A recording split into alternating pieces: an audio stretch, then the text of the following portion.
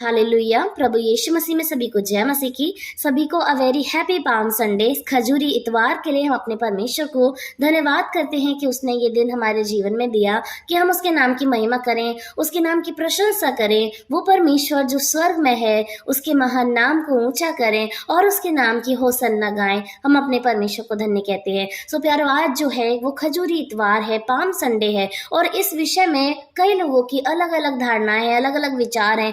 कई लोग सोचते हैं कि आज के दिन में पता नहीं क्या हुआ था, क्यों ये मसीह लोग इस दिन को मनाते हैं, सेलिब्रेट करते हैं। तो हमारे परमेश्वर के वचन से हम देखेंगे इस पाम संडे का, इस खजूरी इतवार के महत्व के बारे में कि आखिर इस दिन क्या हुआ था कि हम इस दिन को आनंद और खुशी के साथ मनाते हैं। तो हम इस विषय में देखते हैं लूका उसके 19 अध्याय की 28 से 40 आयत तक, जिसमें परमेश्वर का वचन कहता है, बताता है प्रभु यीशु मसीह के विजय प्रवेश के बारे में। और वो कहाँ हुआ था? यरूशलेम में हुआ था। प्रभु यीशु मसीह ने यरूशलेम में विजय प्रवेश किया था और उस दिन क्या हुआ था हम इस विषय में वचन से पढ़ेंगे। हम देखेंगे 28 आयत से, ये बातें कहकर वह यरूशलेम की ओर उनके आगे आगे चला।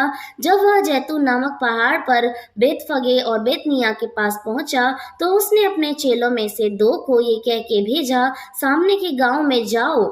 उसमें पहुंचते ही एक गधी का बच्चा जिस पर कभी कोई सवार नहीं हुआ, बंधा हुआ तुम्हें मिलेगा, उसे खोल कर ले आओ।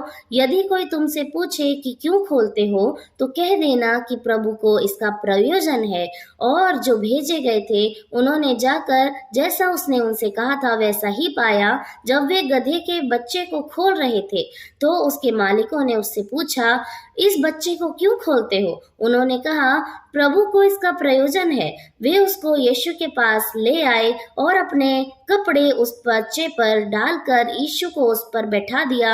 जब वह जा रहा था तो वे अपने कपड़े मार्ग में बिछाते जाते थे। निकट आते हुए जब वह जैतून पहाड़ के ढलान पर पहुंचा तो चेलों की सारी मंडली उन सब सामर्थ के कामों के कारण जो उन्होंने देखे थे आनंदित होकर बड़े शब्द से परमेश्वर की स्तुति करने लगी। धन्य है वह राजा जो प्रभु के नाम से आता है, स्वर्ग में शांति और आकाश मंडल में महिमा हो। तब भीड़ में से कुछ फरीसी उससे कहने लगे, हे गुरु, अपने चेलों को डांट। उसने उत्तर दिया, मैं तुमसे कहता हूँ, यदि ये चुप रहे तो पत्थर चिल्ला उठेंगे। आमेन, हालेलुया। तो ये जो विषय है, ये जो वर्णन है, वो पूरा प्रभु यीशु मसीह के यरूशलेम में विजय प्रवेश का है कि शुरुआत से लेकर कि जब प्रभु यीशु मसीह अपने बातें कह चुके तो वे यरूशलेम की ओर चलने लगे।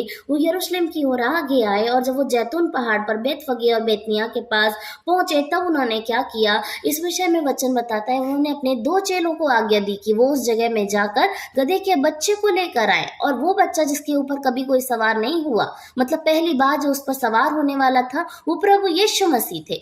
और यीशु ने उनसे ये भी कहा, अगर कोई रोके तो कह देना प्रभु को इसका प्रयोजन है। तो अब हम देखते हैं कि प्रभु यीशु मसीह ने गधे के बच्चे को क्यों चुना कि वो अपनी सवारी उसको बनाए। हालांकि हम जानते हैं कि प्रभु यीशु मसीह स्वर्ग का अधिकारी है, राजाओं का राजा है, प्रभुओं का प्रभु है।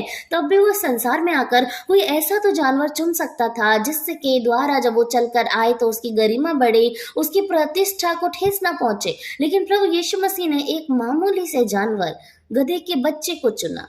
हम इस संसार में देखते हैं तो एक गधा जिसको हम कई बार मूर्खता के तौर पर, जब हम लोगों को डांट रहे होते, कुछ कह रहे होते, उसकी मूर्खता को दिखाते कि वो कितना मूर्ख है, हम उसको गधा कह देते हैं। तो गधा एक ऐसा जानवर है जो बहुत सीधा होता है, बहुत मूर्ख होता है। वो अपनी बुद्धि का प्रयोग नहीं करता, उसको जैसा कह दिया जाए वो वैसा ही करने लग जाता है। और प्रभु यीशु मसीह ने गधे के बच्चे का यूज किया, यानी कि जब परमेश्वर प्रभु यीशु जिसका प्रयोग करने वाला हो तो चाहे कितना भी मूर्ख हो, चाहे कितना भी बेकार हो, परमेश्वर उसको जब राज्य में इस्तेमाल करेगा तो सच में वो बहुतायत से करेगा। और सारे लोग, सारे धनवान, सारे प्रतिष्ठित लोग, सारे नाम वाले लोग देखते रह जाएंगे और प्रभु उस मूर्ख को इस्तेमाल कर लेगा। बिल्कुल वैसे ही जहाँ पर कितने शक्तिशाली जानवर रह गए, कितने शोभा बढ़ाने वाले जानवर रह गए, लेकिन प्रभु यीशु ने उस गधे के बच्चे को अपना सवारी बनाया, उसकी प्रतिष्ठा बढ़ाई कि वो राजा, वो स्वर्ग का अधिकारी, वो यहूदियों का राजा गधे पर की सवारी करता हुआ आ रहा है।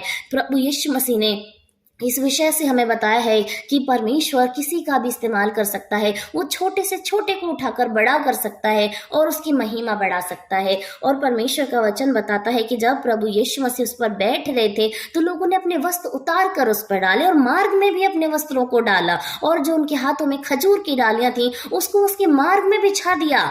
उनके पास कुछ अच्छा नहीं था, उनके पास उस समय में जो तुरंत अवेलेबल हो, उस समय ऐसा कुछ नहीं था उनके हाथों में जो वो अपने मार्ग में बिछा दे, अपने प्रभु यीशु के लिए, उसके आदर और सम्मान के लिए, उसके स्वागत के लिए उसके मार्ग में डाल दें। लेकिन जो वो समय था, जो खजूर की डालियों के फलने फलवंत होने का समय था, और उन्होंने उन डालियों को लेकर उसका प्रयोग किया कि वो अपने राजा के, अपने प्रभु के मार्ग में बिछा दे, ताकि वो जब चल कर आए तो सच में उसकी महिमा हो। हमारे प्रभु यीशु मसीह जब यरूशलेम में विजय प्रवेश कर रहे थे, ये किस रीति का विजय प्रवेश था? ये कैसा विजय प्रवेश था कि लोग आनंद के साथ चिल्ला रहे हैं, उसकी महिमा कर रहे हैं, वो सन्ना गा रहे हैं।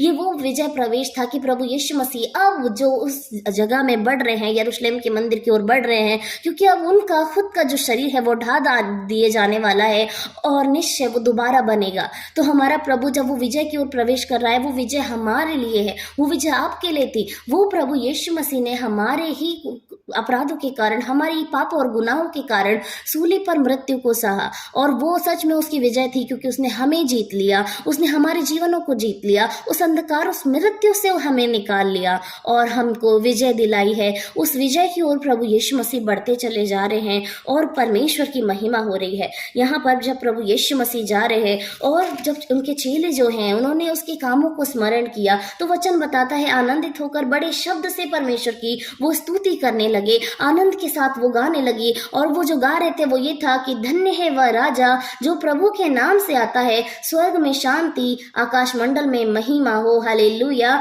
ऐसे आनंद के साथ और बड़े शब्दों के साथ उसके चेले इस बात का वर्णन कर रहे थे, उसके कामों को स्मरण कर रहे थे कि प्रभु यीशु ने उनके साथ में कितने ही रोगियों को चंगा किया, कितने मुर्दों को जिला दिया, कितनों के पापों को क्षमा कर दिया, अंधों को आंखें दी, लंगड़ों को चलना सिखाया। और सच में जब उनकी महिमा उन पर प्रकट हुई तो वो आनंद के साथ चिल्लाकर उसकी महिमा करने लगे। ये वो विजय प्रवेश था जब प्रभु यीशु मसीह ने हर एक के हृदय को नम्र किया था, अपने प्रेम को उन पर प्रकट किया था, उन्हें दिखाया था कि प्रभु उनके लिए सब कुछ कर सकता है।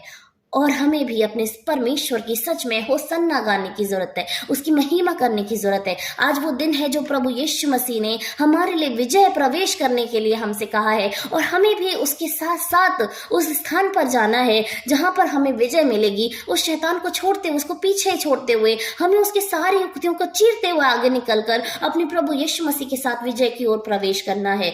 प्रभु का वचन कहता है जब वो गा रहे थे और तित्ते चिल्ला रहे थे तो फरीसियों ने उसे डांटा और कहा अपने चेलों को डांट, उनसे कहा गुरु अपने चेलों को डांट क्योंकि वो चिल्ला रहे हैं। और यीशु ने कहा, उत्तर दिया, मैं तुमसे कहता हूं यदि ये चुप रहे तो पत्थर चिल्ला उठेंगे। यानी अब जो वो प्रवेश करने का समय है, अब वो जो अंतिम काम है जो प्रभु यीशु मसीह पूरा करने को है, अब इस समय में भी अगर मनुष्य अपने मुंह से उसका अंगीकार नहीं करेगा, उसकी प्रशंसा नहीं करेगा, तो वो निश्चय वो पत्थर चिल्ला उठेंगे जिन्होंने इस सृष्टि को बनते हुए देखा, मनुष्य जाति को बनते हुए देखा है, और सच में वो चिल्ला कर दुहाई देने लग जाएंगे।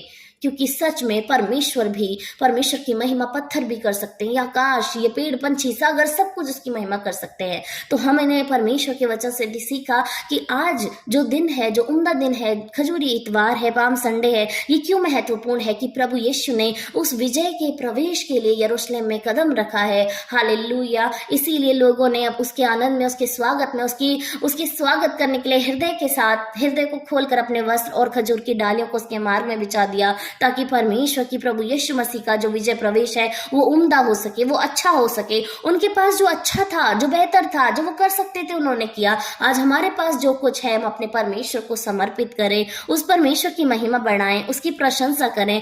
फर्क नहीं पड़ता हमारे पास क्या है, प्रभु कुछ भी हमारे जीवन में कर सकता है, किसी को भी उठाकर खड़ा कर सकता है, लेकिन हमें उसकी महिमा करते हुए नहीं छोड़ना है। हालेलुया। परमेश्वर को धन्यवाद करते हैं इस पाम संडे के लिए, इस उत्तम दिन के लिए कि प्रभु ने हमें जीवित रखा है आज के इस दिन में, कि हम उसके वचन का वर्णन कर पा रहे हैं, वचन से उसकी बातें कर पा रहे हैं। सभी को जय मसीह की।